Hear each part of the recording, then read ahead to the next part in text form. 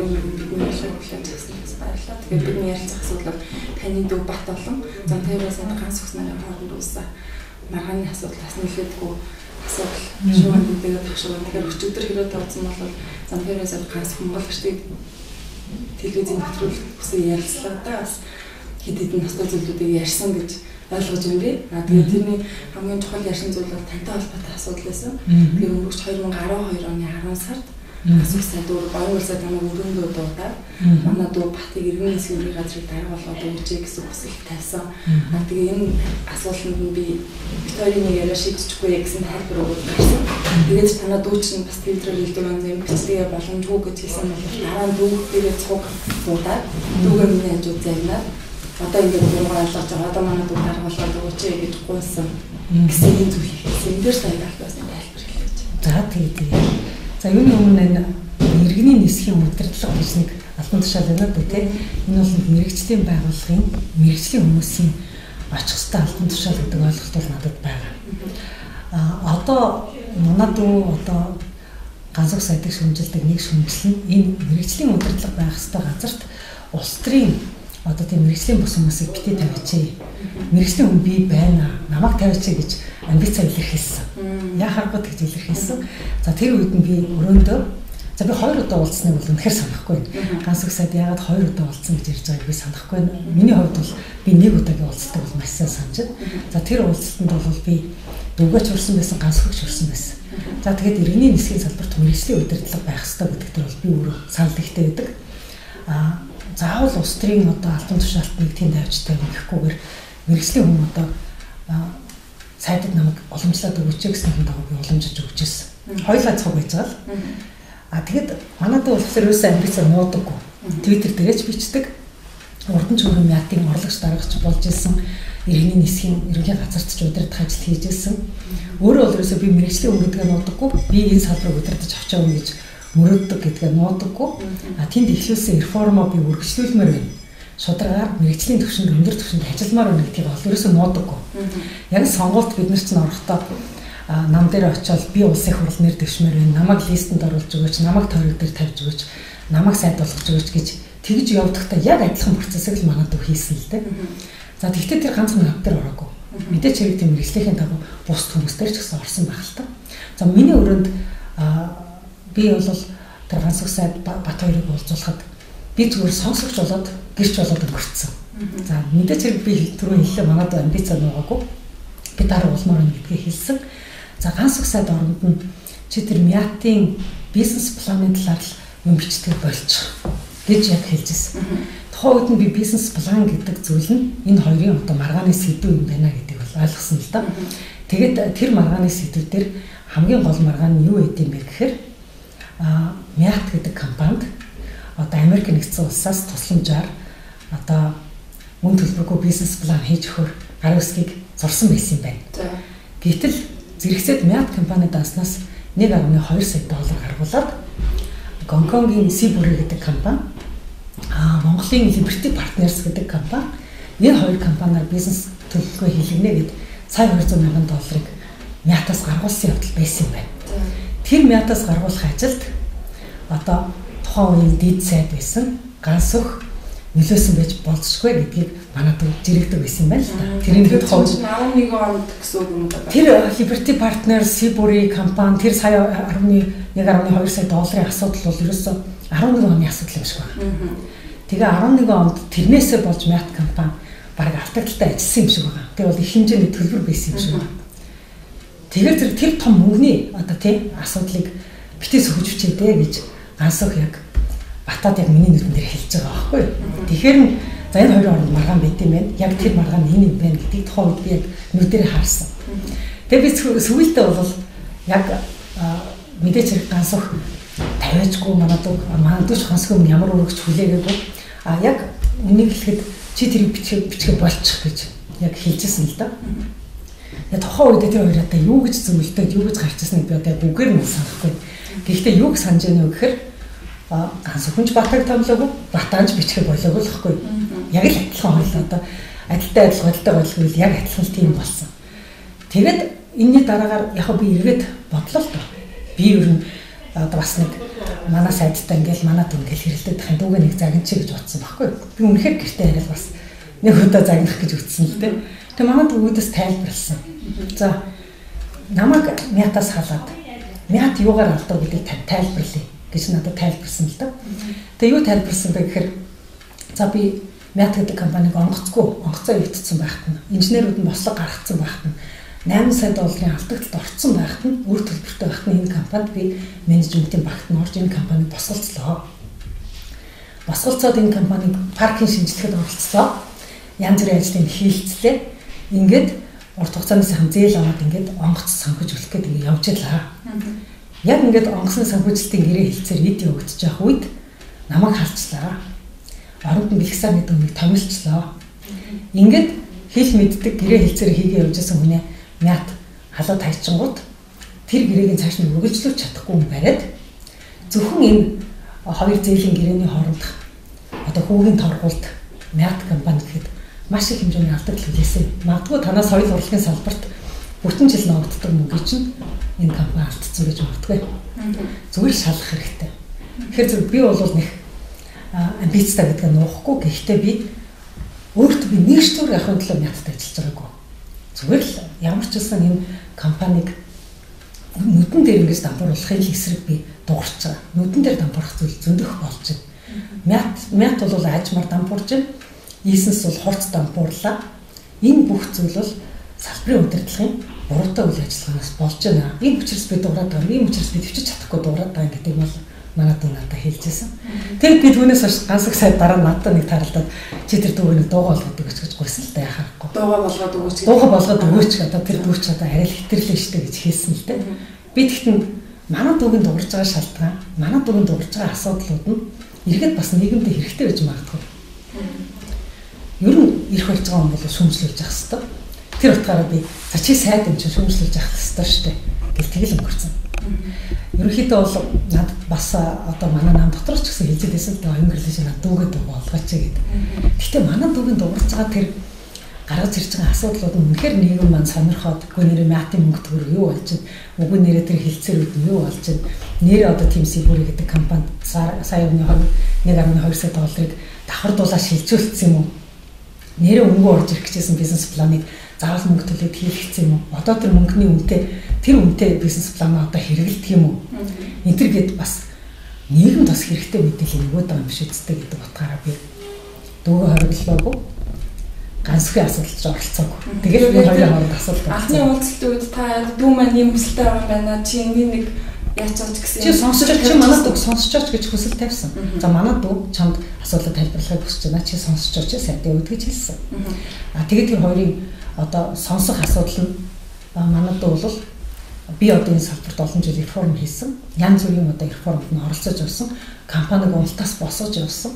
Надад бол туршлага байна. Итгэж болно. Жинхэнэ мэргэжлийн удирдлага байж чадна. Намайг энэ ажилд авчиж өгөөч л гэж манад шулуухан л хэлсэн л дээ. Тэгсэн чинь яг ганц үг бол хариуд нь чи тэр шүмжилтийг л болчих гэсэн байхгүй. Тэгээ тэрний өөрөөр манад бол ямар ч 8-аагээр зүгээр тэр алтан тушаалыг мэргэжлийн хүний үед би авах болцоотой байвал авъя л гэж байгаа байхгүй. Зүгээр ганц үг болохоор үүдсэн шууд 8 ярьж байгаа юм л та. Тэгэхээр зөв мэдээлэлээр нэмэлцэх гэж оролцсон л да. Тэгээд би тэр хоёрыг сонсчод тэгээд ерөнхийдөө бол би зайг авсан. Яаж зайг авсан бэ гэхээр за ерөнхийдөө энэ бол хоёр эрэгтэй хүмүүсийн хоорондын асуудал юм байна. Хоорондоо бас нэлээд уужиг муудалцсан юм байна. Тэр муудалц нь бас нэлээд одоо энэ мятын асуудалтай бас нэлээд холбогдолтой гэх юм байна гэд. Гэхдээ том тэмцлийн ингээд томоор нь ингээд харахаар энэ бол мят гэдэг компанид мэргэжлийн удирдлага байлгах уу? Улс төрийн удирдлага байлгах уу? Энэ мэргэжлийн удирдлага нь улс төрөөс хараат бус тийм одоо мэргэжлийн хүмүүсийн гарт мят гэдэг компаниг ажиллуулж ашигтай ажиллуулах уу?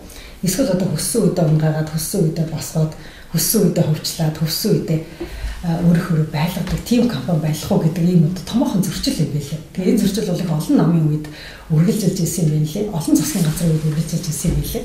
За манай дүүч гэсэн энэ зөрчил урд нь ганц сайттай биш өөрч удаа оролцолтож ирсэн юм байлээ. Тэгээд урд нь ч гэсэн мятын нэгдэг дараагаар ажиллаж байгаа үедээ шууд сонин дээр эсрэг хүсэл бичээд би энэ компаниг мэргэжлийн ажил хийх гэж орж ирсэн чинь намайг удирдах ажил томилгоотаа араас нь ийм улс төрийн дарамжхалт үзүүлээд байгаа учраас би ажлаа өглөө гэд гараа явж ирсэн юм билээ. Тэгэхээр зэрэг энд бол улс төрийн одоо тохио зангаагаар энэ компаниг удирдах уу, мэргэжлийн одоо стандартаа удирдах уу гэдэг тэмцэл яваад байгаа. Ганц үг сайдын өчигдрийн ярилцлаган дээр одоо намайг л бичээд байна гэл ингээд гомдоод байгаа байхгүй юу? Гэхдээ тэр өөрөө сайд байгаа учраас бичүүлж байгаа. Ганц үг гэдэг хүн сайд байгаагүй, тэнд нь оюун гэрэл гэдэг хүн сайд байгаад тэр оюун гэрэл нь буруу хийжсэн бол тэр бүх ганц үг гэдэг бүх нэр чинь оюун гэрэл болоо солигдчихно. Гэхдээ ганц үг гэдэг хүний үзэн яддаг та биш, ганц үг гэдэг хүнд дургуудаа биш. Ерөөсөл тэр сайд гэдэг хүнд их мэдлэлт нь хамаарат байгаа асуудлаар бичээд байгаа юм л да. Тэгэхээр энэ нэг юм онцгой гарч ирэх шиг байна. Тэр хэрвээ ганц ухсаадыг дэд сайд байхдаа орооцолсон гэж магадгүйгээр хэсгэлж байгаа тэр асуудлыг яагаад заавал Twitter-ээр цахим хуудасаар ингэж олон нийтэд хүргэх гэж оролдоод байгаа. Яагаад тэрийг холбогдох байгууллагын шалгуулаагүй юм бэ? Жишээлбэл явуулаад бас газар шум. Яг манай дүүгийн тэр Twitter-ийг нь би яг зүгээр одоо л энэ хэрэг мэрэг нь ингээл хорих марахтаа тулаад ирэхээр би одоо сөргөж уншиж үзчихээ. Би л яг үндэ уншдаг ч гоо. Гэхдээ ингээд яг зүгээр яг тэр ганцхан тэр одоо эмзэглээд байгаа юмнууд нь би уншиж үзчихээ л та. Тэгээ ганц үг Twitter дээр нь ч намайг чаддаг юм шалгуул гэж бичсэн. Нэг удаа тэгж ирсэн. Тэрнийг нь хариуд манад дүү бичсэн л байдаг юм байлаа. Дүүн тэнд байж хахад ахын шалгуулна гэж юу ах вэ? Одоо танаа дүрсэнд тэнд байгаа газарт би яаж шалгуулах гэж очих вэ? Гэх мэтээр бичсэн л юм байлаа л дээ. Яг тэр бол хүн бос шалгуулах үүрэг хүлээхгүй байхгүй. Ганц үг гэдэг хүнийг бата шалгуул гингүүт нь л гүйж шалгуулах нэг ч аларч байхгүй л дээ. Ганц үг ч гэсэндээ үнэхээр мэтгэлцэж болох юм дээр ил мэтгэлцээл, няцааж болох юм ил няцаагаал ус төрч хүн няцаалтын арга, тайлбарын арга гэж зөндөө юм байна шүү дээ. Одоо өчигдөр гэхэд ч одоо сонгодог арга хэрэгэлтлээ. Тэр бол ус төрч хүн телевизийн өмнө гараад иргэдэд ямар ч байсан бодсон санснаа тайлбарлалаа шүү дээ. Тэгэхээр энэ тайлбар няцаалтыг ерөөсөө хийхгүйгээр тэр хүнээ шууд хориулчихж байгаа байхгүй. Тэгэхээр одоо нэг хоригдсныхын дараагаар заашгүй нэг хоригдож авлаа. Торны цаана орлоо. Одоо миний үдээс дураад ах юмгүй боллоо. Ашгүй нэг хоригдж яхад нэг ярьж байгаа гэсэн шиг өчигдрөөс ярьж эхэлж байгаа юм л да. Тэгэхээр зэрэг энэ бол үнэхээр тийм олон сарын гомдол, олон удаагийн гомдол байсан бол удаа дараа телевизээр гараад няцаагаал болоо. Үнэхээр Сибүрэ гэдэг компани надтай холбоогүй, Liberty Partners гэдэг компани надтай холбоогүй, Мятас шилжүүлсэн 1.2 сая доллар надтай холбоогүй гээл ингээл баримтаа гаргаад өөрөө няцаах бүрэн боломжтой л доо. Тэгэхээр тэр бол иргэд бол хардах хэрэгтэй шүү дээ. Иргэд бол хардах хэрэгтэй. Хардсан иргэн болгоныг за тэгвэл авилгатай тэмцэх газраа шалгуул. За тэгвэл намайг тийш шалгуул гэд ингээд байх юм бол төрч нь өөрийнхөө тогтолцоон дотор өөртөө ингээд нэг сүлжээ байгаад идэг. Тэр сүлжээ дотор нь иргэнийгөө оруулаад ингээд сүлжээ дотор ингээд тийш нь өмгшиг өнгөрүүлээд байх албагүй байхгүй. Иргэн бол чөлөөтэй л байх хэрэгтэй. Тэгэхээр зэрэг өчигдөр бол яг эрх чөлөөтэй байгаагаараа ганцхан байр суурь иргэдэд хүрлээ. Одоо эрх чөлөөгүй байгаа Батын байр суурь дараа нь хүрэх бах. Тэгэхээр зэрэг Бат гарч ирээд энэ яг өөрөө тэр ягаад амбицтай байсан юм? Тэр нь ягаад хууль бус биш юм бэ гэдэг өөрөө тайлбарлах байх л та. Ер нь хүн дарга болъё гэж хүсэлт гарах нь нэг хууль бус зүйл биш. Гэмт тэр ерөөсөө ч биш. Харин дарга болчоод улсын мөнгийг идэе гэж бодож байгаа бол тэр бол аимшигтай гэмт хэрэг байхгүй. Тэгэхээр зэрэг манай дүү бол үнэхээр нисхийн салбарт 20 жил ажиллахдаа үнэхээр тэр нисхийн салбарыг босгож ирье. Тэрийг үндэсний менежменттэй сайхан авч явъя. Энэний төлөө зөндөө суралцсан, зөндөө бүтээсэн, зөндөө хийлцсэн байгаа л да. Одоо нисгтэр ингээл Мятын номын сан гэж байж Батагийн нэртэй холбоотой. Иргэний агарын тээврийн удирдах газарт, иргэний нисгийн ерөнхий газарт ИКАО-гийн номын сан гэж тэгтэл Батагийн нэртэй холбоотой, хууль гэгдэл нэртэй холбоотой, дөрвөн гэгдэл нэртэй холбоотой байгаа л да. Тэгэхээр зэрэг энэ системийг бий болгож босгож одоо реформыг эхлүүлсэн тодорхой зүйлийг хийя гэсэн амбицтай байх нь өөрөө ерөөсөө гэмт хэрэг биш. Хэрвээ тэр нь гэмт хэрэг гээл одоо тэрийг нь одоо нэг аимшигтай хэрэг хийцсэн юм шиг ингээл олон нийтээр цацаал эхлэх юм бол өөр дээр ч гэсэн яригдах асуудал бас гараал ирнэ шүү дээ. Тэгвэл өөрөө ярих гэж намын листэнд орж нэрээ өчүүлж улсын хурлд нэр дэвшижсэн. Тэр тэгвэл аимшигтай амбиц биш шүү дээ. Одоо тэр ганцхан өчигдөр ярьж байгаагаар тэр нэрвээ гэмт хэрэг юм бол одоо улсын хурлд нэр дэвшижсэн би хүртэл одоо болохгүй болох юм байна шүү дээ. Тэгэхээр нэр дэвшиж болохгүй, нэрээ хүнд танилцуулж болохгүй. Би мэрэгжлийн хүн учраас намайг одоо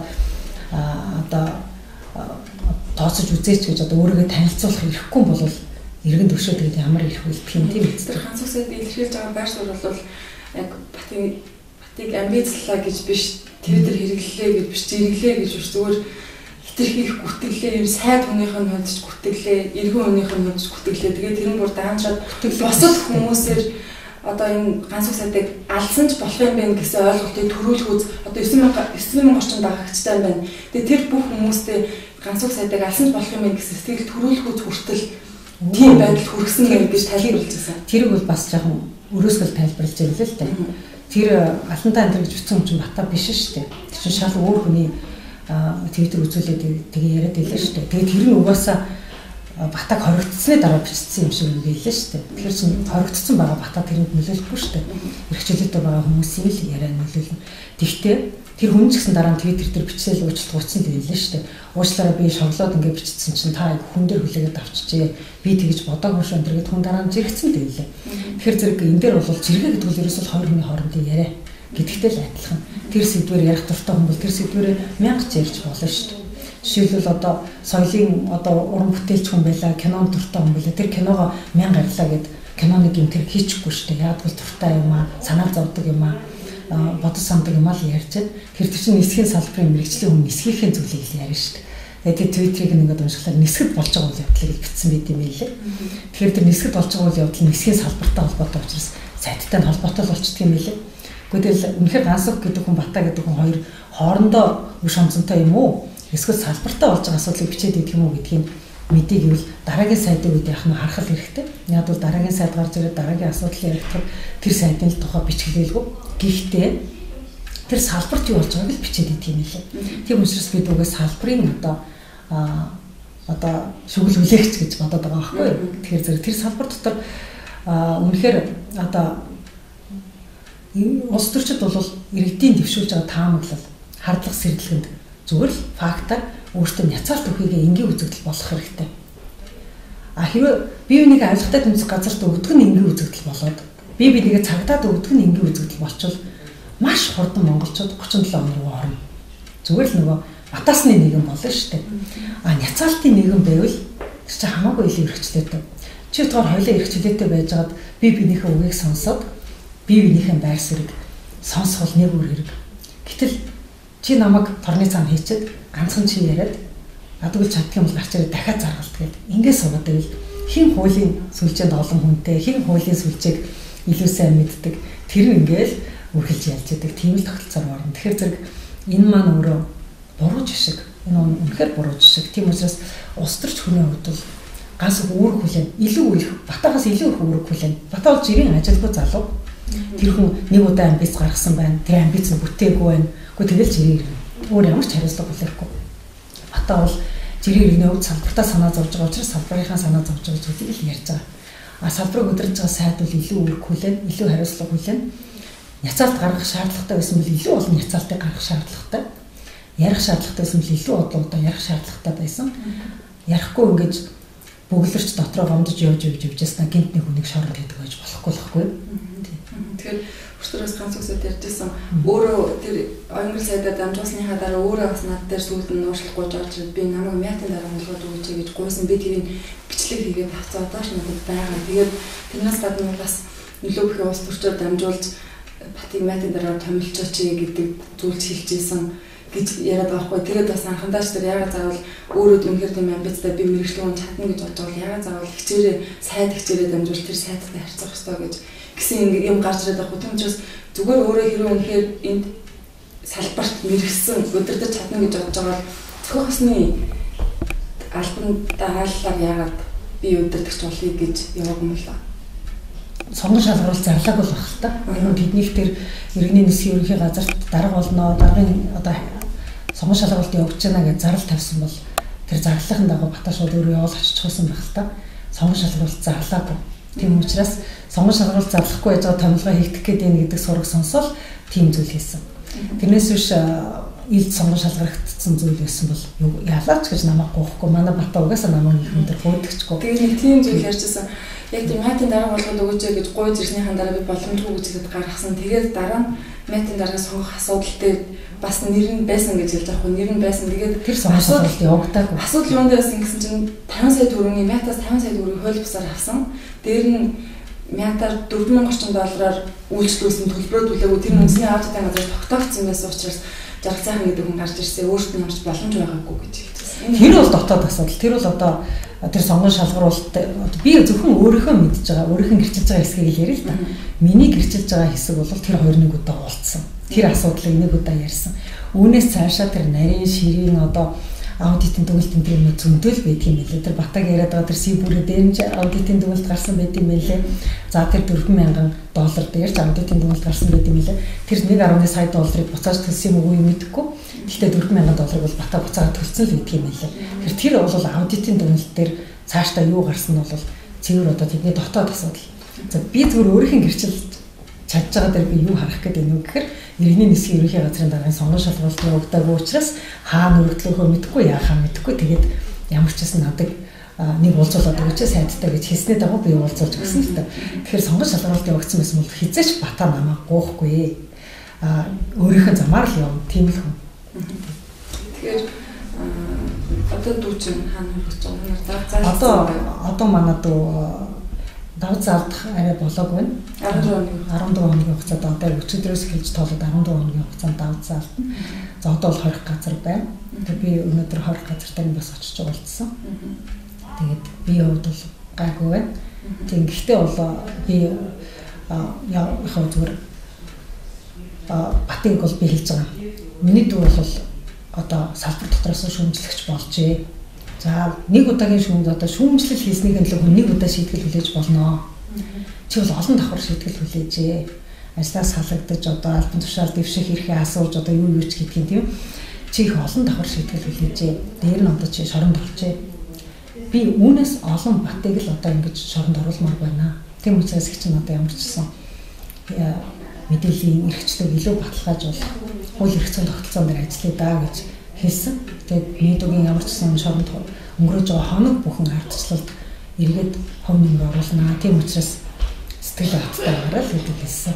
Тэгээд өөрөө хурлахын өмнө Бат ганц үг сайд руу хүмүүс явуулаад юугаар татаж аваа гэж хоёр хүн явуулсан.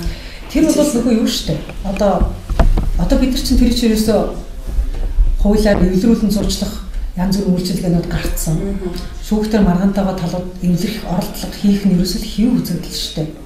Эвлэрэх оролдлого хийхэд одоо тэрний эвлэрч чадсан уу үгүй юу гэдэг нь дараагийн асуудал. Гэхдээ эвлэрэх оролдлого хийх нь өөрөө байдаг л хүний эрхийн асуудал. Тэгэхээр тэрийг албан ёсны эвлэрүүлэн зурж одоо тэрийг би мэдэхгүй. Би үнэхээр тэрэн дээр одоо яаж одоо эвлэрэх гэж оролцсныг бол би мэдэхгүй. Тэр зүгээр ганц усаад яриад энэ л зүгээр Бата өөрөө тайлбараа дараа нэг нь үз. Миний хувьд бол би өөртөө тэрийг мэдэхгүй. За